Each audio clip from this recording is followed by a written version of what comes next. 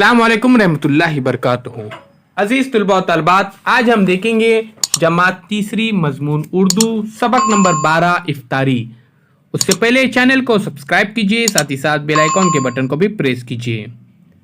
रमज़ान का महीना था, घर में सब रोज़े रख रहे थे। नहीं रख रही थी तो सिर्फ ज़ैनब। प्यारे बच्चों देखिए, रमज़ान का बाबरकत महीना होता है और इस बाबरकत महीने के अंदर रोज़े रखना फ़र्ज़ है।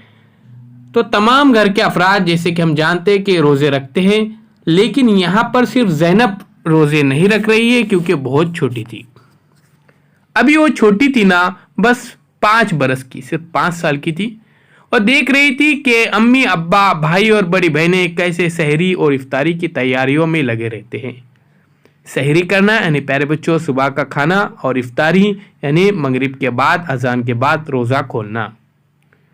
अम्मी तरह तरह की चीज़ें पकाती है। आपा और बाजी दौड़ दौड़ कर उनकी मदद करती है। अम्मी जान की यहाँ पर मदद कर रहे आपा और बाजी। अब्बू और भाई बाजार जाकर फल और मिठाई लाते हैं। ज़ैनब भी चाहती थी कि सहरी के लिए मुंह अंधेरे सब के सब बिस्तर से उठ जाए, सहरी खाएं, दादी अम्मा अम्मी और बहनों के साथ फजर की नमाज पढ़े, दूसरे रोज़ेदार बच्चों को बताए कि मैं भी रोज़े से हूँ, फिर मगरिब के वक्त इफ्तारी के मज़े लें। प्यारे बच्चों, दूसरे साथियों को बताने में बहुत ही अच्छा लगता है कि मेरा भी रोज़ा है, एक फ़ख्र महसूस होती है। रोज़े रखना फ़र्ज़ है तो ये एक बहुत ही अच्छा अमल है। तो ज़ैनब को भी ऐसा लगता है कि मैं भी रोज़े रखूं और अपने दोस्तों को सहेलियों को मैं बता सकूं कि मैं भी रोज़े से हूँ। वो हर रोज़ अम्मी से कहती कि आज मुझे सहरी के लिए जगाइए, मैं भी रोज़ा रखूंगी। अम्मी हाँ हाँ कहकर टाल देती। ज़ैनब बहुत छोटी है, दिन भर भूख प्यास की तकलीफ नहीं सह सकेंगी, बर्दाश्त नहीं कर सकेंगी। अम्मी को ऐसा अंदाज़ा होता था, लेकिन ज़ैनब को ऐसा लगता था कि मुझे रोज़ा रखना है, मैं रोज़ा रखूंगी। इसलिए ज़ैनब यहाँ पर रोज़ा रखने की फरमाइश करती है, ज़िद करती है अम्मी जान से। तो देखते प्यारे बच्चों कि रोज़ा रख पाती हैं या नहीं रोज़ा रख पाती। आगे देखते हैं। 8-10 रोज़े गुजर गए। ज़ैनब ने रोज़ा रखने की जिद न छोड़ी। अम्मी और बहनों को खूब तंग किया कि अम्मी जान मुझे रोज़ा रखना है, आपा मुझे रोज़ा रखना है। अब्बू से भी कहा कि मुझे रोज़ा रखने दे। आखिर उन्होंने कह दिया कि भाई एक मर्तबा ज़ैनब को भी रोज़ा रख लेने दो, अभी ज़ैनब बहुत छोटी है। देखते प्यारे बच्चों ये रोज़ा रखती है या नहीं रखती है। आज ज़ैनब का पहला रोज़ा है, बहुत खुश है, बहुत ही खुश है प्यारे बच्चों, बहुत ही खुश है। तो फूफी जान से उसके हाथों में मेहंदी लगाई। फूफी जान ने क्या की, उसके हाथों में मेहंदी लगाई। अम्मी ने बाल संवारे, नए कपड़े पहनाए, फूलों का हार पहनाए और गजरा बांधा। असर के बाद से इफ्तारी की तैयारी शुरू हुई। जैसे कि हम जानते हैं कि असर के वक्त के बाद इफ्तारी की तैयारियां ज़ोर शोर से शुरू हो जाती है घरों में। तो बिल्कुल उसी तरह से इफ्तारी की तैयारियां यहाँ पर शुरू हो जाती है। अब ज़ैनब का पहला रोज़ा है, यहाँ पर फूफी जान ने उसके हाथों में मेहंदी लगाई है। अम्मी ने बाल संवारे, नए कपड़े पहनाए, फूलों का हार पहनाया, गजरा बांधा। असर के बाद से इफ्तारी की तैयारी यहाँ पर शुरू हुई। ज़ैनब की सहेलियां भी जमा हो जाती है यहाँ पर। फराह, नाहिद, दीबा, कौसर, फरज सभी यहाँ पर आए हैं। फूफी जान ने बाजार से बर्फ मंगवाई और शरबत बनाया ताकि सब सुकून से शरबत पी सके, इत्मीनान से पी सके। खाला जान आए, उनके साथ अरशद और अकबर भी आए, यानी यहाँ पर खाला जान भी आए हैं, चची जान भी आए हैं, हारिस और नाज को साथ लाए हैं। चची जान ने हारिस और नाज को साथ लाए और बहुत से मेहमान आए हैं। सब अपने घर से ज़ैनब के लिए इफ्तारी भी लाए हैं। चची जान ने समोसे लाए हैं, खाला जान ने पकोड़े और गुलगुले लाए हैं। फरा अंगूर और संतरों की टोकरी अपने साथ लाई है। ज़ैबा और फरत ने अंगूर धोते यहाँ पर ज़ैबा और फरत दोनों मिलकर। नाहिद ने संतरे छिले और उनकी फाके तश्तरियों में रखी। अब प्यारे बच्चों देखिए, यहाँ पर हर कोई यहाँ पर ज़ैनब के लिए इफ्तारी के लिए सामान लेकर आया हुआ है।